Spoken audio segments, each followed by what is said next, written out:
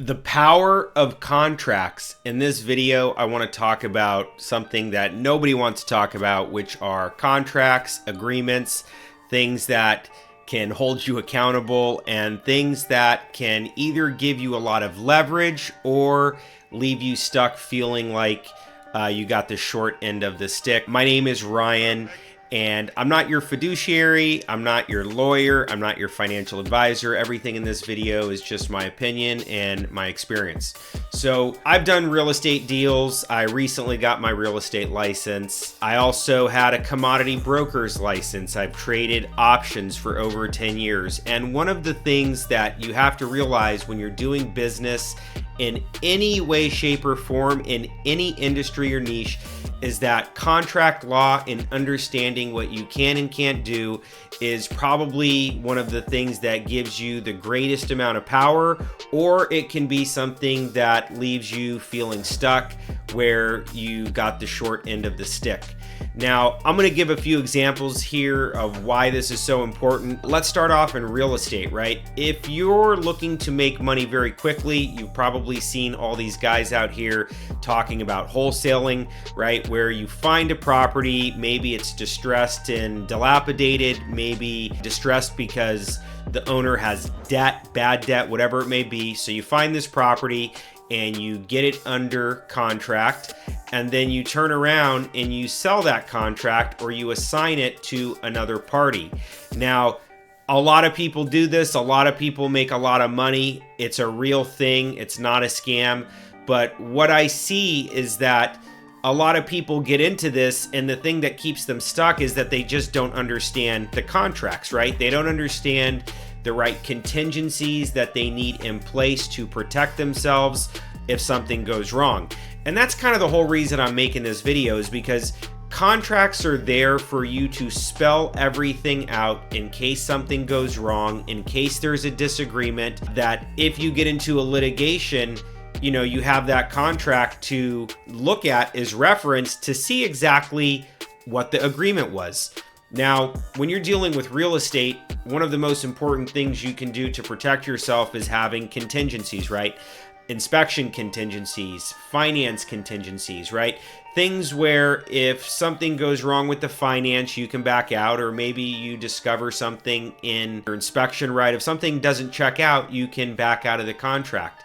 Now, contracts can apply to many different businesses, right? You could sell a car with a contract, right? You could do anything and you could write up a contract. And the most important thing that I want you to take away from this is any type of situation that can arise where a seller or a buyer could have some type of ill will towards you. You want to spell out these situations in the contract in case something happens, right? Moving on here, if you've ever traded options are contracts, right? You have options in real estate, right? Options, the simple definition of options when it comes to securities is when you purchase an option, it gives you the right but not the obligation to buy or sell the underlying security at a certain price before a certain date. Now, you have to understand that contract gives you the right but not the obligation. Very important to understand the difference when you're selling an option and when you're buying an option. Other side of this, if you sell an option contract, right? Maybe you sold an option on stock or you sold an option on a house.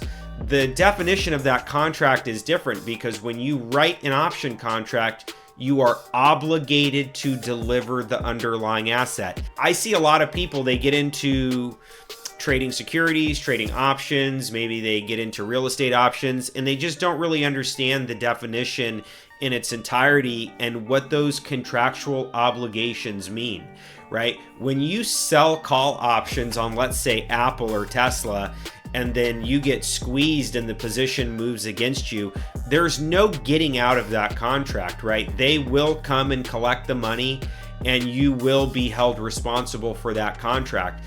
This is why contracts have so much power, right? You know, take for example, an option contract on real estate, right? If you want to control a piece of real estate without owning it, you can use an option contract to accomplish that. And there's a lot of things that you can do, right? Imagine you somehow were to find a 50-unit apartment complex that's distressed, but it's going to take you a little bit of money and a little bit of work to get it back up to a level that's stabilized and to increase the value, you can get into an option contract and you can control that asset, and you can have a massive upside with not a lot of risk, because the risk that you incur is typically the premium that you paid for the option. Now, I'm really simplifying this. I'm not telling you to go out and get yourself into option contracts on 50-unit apartment complexes, but for the sake of example,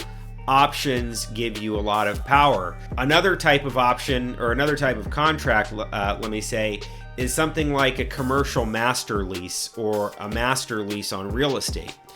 And, you know, being able to control things without owning them gives you a lot of leverage. There's a lot of things that you can do with that.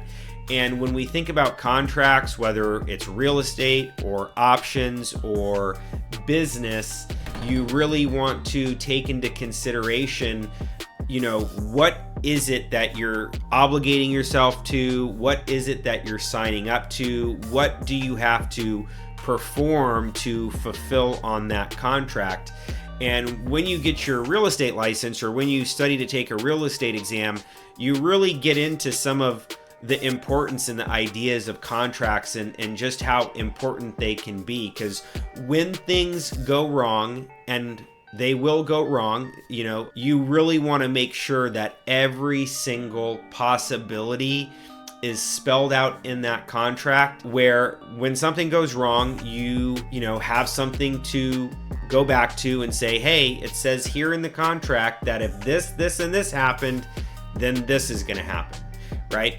And so a lot of this has to do with dealing with people. People are going to have disagreements. People are going to have different ideas. Words and ideas and incentive and agreements can really be misconstrued, right? People can go under contract under false pretenses. And it's super important that no matter where you go in life, no matter what business you're in, that you really understand the power of contracts and what they allow you to do, you know, understanding them to where when you get into one, you know when the contract is going to be fulfilled, when something goes wrong, how to get out of the contract. This is why I always recommend having a team or an attorney or somebody who really understands contract law, so that when you get into business deals or real estate, or you're trading options, or maybe you're selling something, you know, you're writing up a bill of sale, whatever it may be, that you're able to protect yourself and you're able to navigate these business waters with confidence.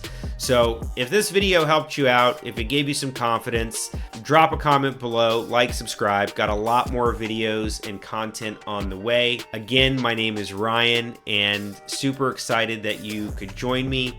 And as always, I will see you in the next video.